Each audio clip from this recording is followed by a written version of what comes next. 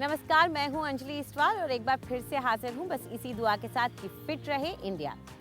क्या आप बार बार चिंता करते हैं और वो भी कोई आम चिंता नहीं, ऐसी चिंता जो आपको अंदर से खाई चली जाए? अगर ऐसा है तो हो सकता है कि आपको एंजाइटी डिसऑर्डर हो।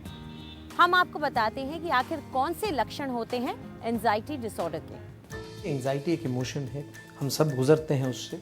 जब वो किसी खास कारण से हो रही है और कुछ पलों के लिए ही हो रही है और ज़्यादा हमें उससे तकलीफ़ नहीं हो रही है, तो फिर हम उसे बुरा नहीं मानते कि इमोशन है, सर्वाइवल इंस्टिंक्ट है। पर कहीं ना कहीं यदि वो बहुत अधिक होने लगे, हर समय रहने लगे, उसके चलते हमारी जीवन शैली में बदलाव आने लगे, उसके चलते हमारी नींद, भूख ख़राब होने लगे, तो हम कहते हैं कि शायद एक डिसऑर्डर है जिसका उपचार ज़रूरी है। अलग अलग श्रेणियां हैं एंग्जाइटी के अंदर। एक तो सोच की एंग्जाइटी है जिसको हम कॉग्निटिव एंग्जाइटी कहते हैं, जहाँ पर नकारात्मक सोच, वरिंग बिहेवियर, बहुत ज़्यादा चिंता, ये सब बढ़ने लगता है। साथ साथ हम देखते हैं सोमैटिक एंग्जाइटी, जहाँ शरीर के अंदर कुछ लक्षण आने लगते हैं, यानी कभी सिर दर्द, कभी पेट खराब, कभी गैस की शिकायत, कभी हाथ पैर में कंपन, कभी दिल की धड़कनें तेज़ होना, कभी सांस लेने में तकलीफ होना। कुछ लोगों के अंदर हम जनरलाइज एंग्जाइटी देखते हैं जो किसी भी सिचुएशन में हो सकती है, कभी भी हो सकती है, ऑलवेज ऑन द एज। हर समय आपको लगता है कहीं कुछ होना जाए, कहीं कुछ होना जाए, हर समय डरे सहमे रहना।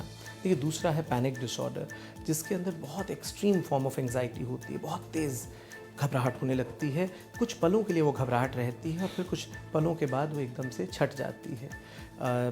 उस दौरान इंसान को ये लगता है कि शायद मैं भी ख़त्म हो जाऊंगा या अपना कंट्रोल खो दूंगा शरीर पर से। उस समय सांसें तेज़ तेज़ चलने लगती हैं, दिल की धड़कनें बहुत तेज़ हो जाती हैं। तीसरा जो हम देखते हैं वो है सिचुएशन स्पेसिफिक एंग्जाइटी, जिसको हम फोबिया की संज्ञा देते हैं। या किसी वस्तु के साथ जुड़ जाती है वो एंग्जाइटी, या किसी एनिमल के साथ, उसके साथ जुड़ जाती है। और इसके चलते एक स्वाभाविक, एक सरल रूप से एक ज़िंदगी को जीना है और जो मज़े के साथ ज़िंदगी को जीना है वो नहीं जी पा रहा होता। It's living on the edge. और उसके लिए इलाज बहुत आवश्यक है, जिसमें सबसे पहले तो हम ये समझने की कोशिश करते हैं कि कहीं कोई थायराइड रिलेटेड हार्मोन डिस्टर्बेंस तो नहीं है। कई बार हार्मोनल डिस्टर्बेंस के चलते भी इस तरह के लक्षण सामने आने लगते हैं। कोई और शारीरिक कारण तो नहीं है जिसके चलते आप इस प्रकार की परेशानी से ग्रस्त हो रहे हैं। कुछ पारिवारिक संदर्भ ऐसे तो नहीं है जिसके चलते इस तरह की परेशानी जड़ पकड़ रही है। तो एक डिटेल्ड असेसमेंट ज़रूरी होता है। उसके बाद कुछ बातचीत के माध्यम से इलाज किए जाते हैं, जिसको हम साइकोथेरेपी कहते हैं। तीसरा, कहीं ना कहीं हम साथ साथ दवाइयाँ भी देते हैं जो बहुत कारगर सिद्ध होती हैं, जो अंतर्राष्ट्रीय स्तर पर मानी जाती हैं। उस पर काफ़ी शोध कार्य भी हुआ है और काफ़ी लोग उसका फ़ायदा भी उठाते हैं। एंग्जाइटी डिसऑर्डर यही है कि आपको बहुत फटाफट काम करना है और वो काम आपका पूरा नहीं होता, तो उसे आप एंग्जाइटी कह देते हैं। तो अगर आप कोई काम के लिए जा भी रहे हो तो रिलैक्सिंग ऑफ माइंड वाला खाना खा के जाओ, पीनट बटर सैंडविच खा के जाओ, कैमोमाइल टी के साथ 1 कप दूध पी के जाओ जिसमें थोड़ा खसखस, थोड़ा बादाम हो, ताकि आपके स्ट्रेस लेवल्स कम से कम हो और आप एकदम एंग्जाइटी के लेवल पे ना आ जाओ अगर कोई चीज़ आपकी इच्छा अनुसार नहीं हो। यहाँ पे फिर डिनर में आप कार्ब्स खाइए, चावल खाइए और उसका इफ़ेक्ट एंग्जाइटी पे बहुत अच्छा होता है। नमस्कार, आज हम कुछ सेट ऑफ एक्सरसाइजेस करेंगे जिन्हें हम क्रिया बोलते हैं। और ये जो 4 एक्सरसाइजेस हैं ये हमें हेल्प करती हैं हमारी एनर्जी फील्ड को चेंज करने के लिए, हमारी ग्लैंडुलर सिस्टम को स्ट्रॉन्ग करने के लिए, हमारा बैलेंस जो है, जिसे हम कहते हैं left and right side of the body का बैलेंस है, उसको ज़्यादा अलाइन करने के लिए। ये 4 मूवमेंट्स कैसे करनी है? सबसे पहले फर्स्ट पोस्चर में आप कंफर्टेबली सुखासन में बैठेंगे, अपनी लेग्स क्रॉस करके। अपने आर्म्स जो हैं उनको आप बाहर लेके आइए और अपनी जो फिंगर्स हैं आपने उनको अच्छे से स्प्रेड करना है। आप यहाँ छोटे छोटे सर्कल्स बनाएंगे अपने हाथ से और अपनी बाजू से। अपनी चिन रिलैक्स रखेंगे, अपने शोल्डर्स रिलैक्स रखेंगे। इधर साथ में आप अपनी ब्रेथ जो है उसको हम ब्रेथ ऑफ फायर बोलते हैं, हम वो करेंगे। तो आप नाक से एक्सहेलेशन करेंगे और जैसे जैसे आप एक्सहेल करेंगे आपका स्टमक भी पंप होगा।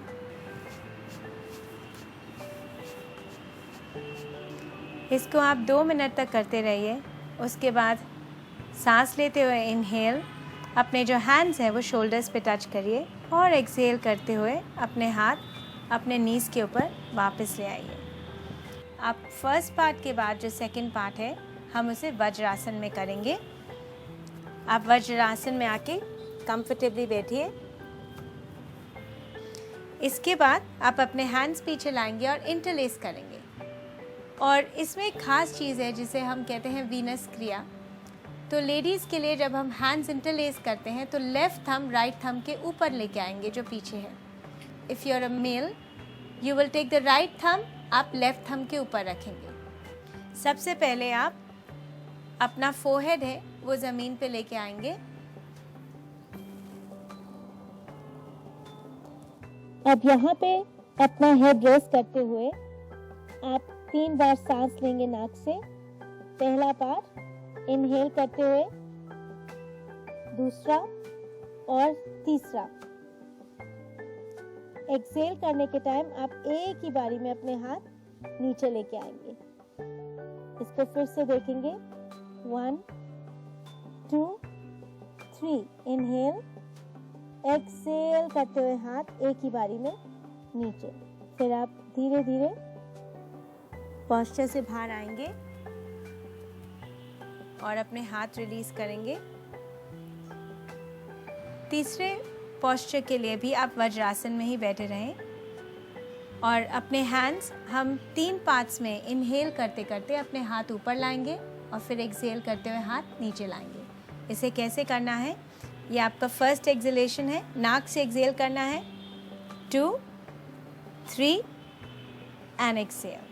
अगेन इनहेल, इनहेल मोर, इनहेल, एक्सहेल।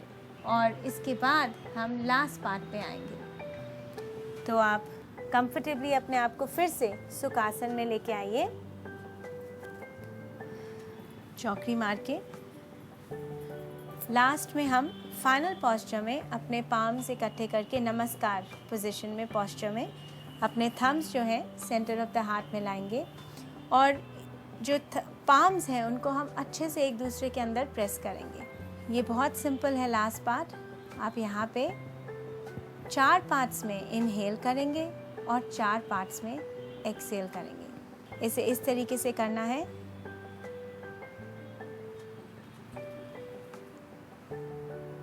आपने देखा कि हाथ थोड़े से ऊपर और नीचे जाते हैं। ये 4 पार्ट्स में है जब अब हम इनहेल कर रहे हैं और एक्सहेल कर रहे हैं। इसे आप 3 से 7 मिनट तक कंटिन्यू कर सकते हैं। आज के लिए इतना ही। Thank you.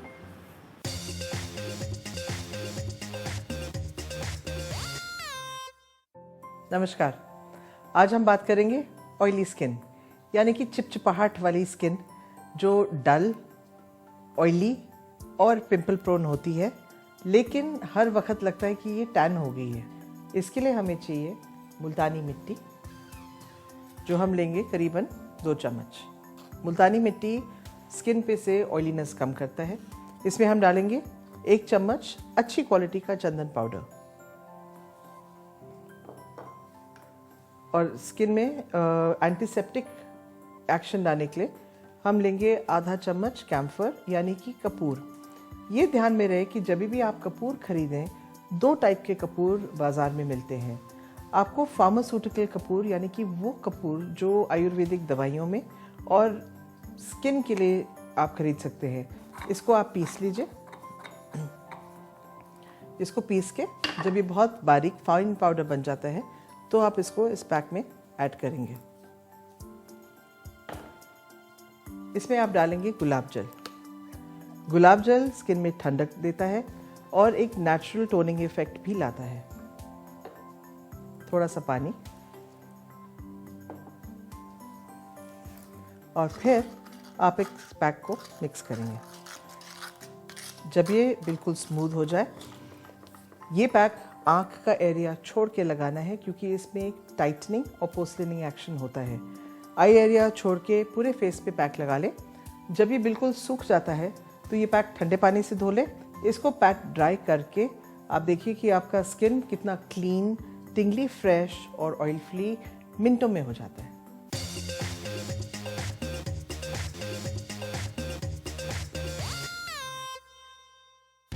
कभी कभी हमें अपना वर्कआउट स्टैंडिंग पोजीशन में करना होता है, चाहे वो एब्स क्यों ना हो।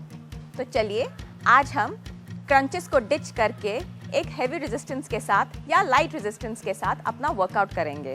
सो घर में आपके पास अगर कोई किताब हो या डंबल हो या कुछ भी वेट हो जो आप उठा सकते हैं, उसी के साथ आज हम वर्कआउट करेंगे। पहली एक्सरसाइज हमारी एक लाइट एक्सरसाइज है जो हम जॉगिंग करेंगे on the spot, just to warm up. अपने कोर मसल्स को टक्ड इन रखिए और थोड़ी सी हीट जनरेट करेंगे। अगर आप थोड़े से वार्म अप हो गए हैं तो हम नेक्स्ट एक्सरसाइज करते हैं। उसके लिए आप एक वेट उठा लीजिए। मैं घर में पड़ी हुई एक किताब का इस्तेमाल कर रही हूँ। आपकी फिटनेस लेवल पर डिपेंड करेगा कि आप कितना वेट उठाएंगे।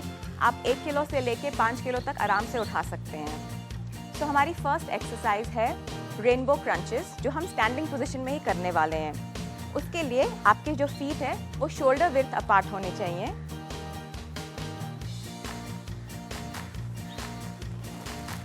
इस तरह से आप अपने टॉर्सो के हिसाब से बेंड करेंगे और एल्बोज को स्ट्रेट रखेंगे।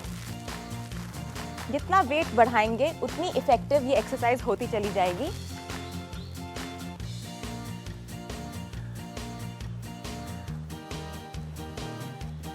हमारी नेक्स्ट एक्सरसाइज एक वुड चॉप है, जिसे हम नी हाइज के साथ करेंगे। तो इसमें आप अपने हाथ ऊपर लेके जाइए और आपकी नीज हमेशा ऊपर आएंगे स्ट्रेट। टॉर्सो को ट्विस्ट करके आप नीचे लाएंगे।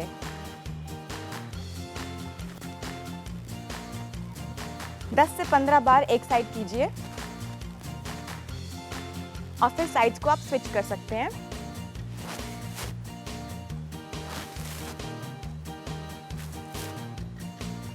हमारा नेक्स्ट एक्सरसाइज हम फिगर 8 बनाएंगे इसी वेट के साथ।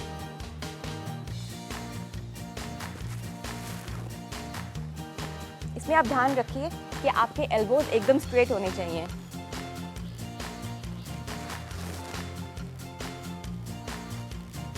हमारी नेक्स्ट एक्सरसाइज में हम अपनी लोअर बॉडी को भी इंगेज करने वाले हैं। इसके लिए आपके जो लेग्स हैं शोल्डर विड्थ से ज़्यादा वाइड होने चाहिए और टोस को बाहर की तरफ पॉइंट कीजिए।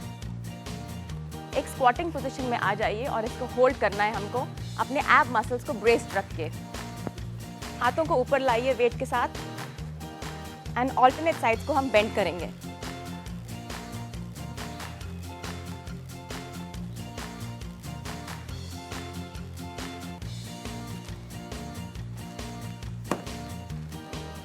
इन 4 एक्सरसाइजेस का कॉम्बिनेशन आप हफ्ते में 2 से 3 बार घर पे ट्राई कर सकते हैं और बहुत ही इफेक्टिव रिजल्ट्स पा सकते हैं।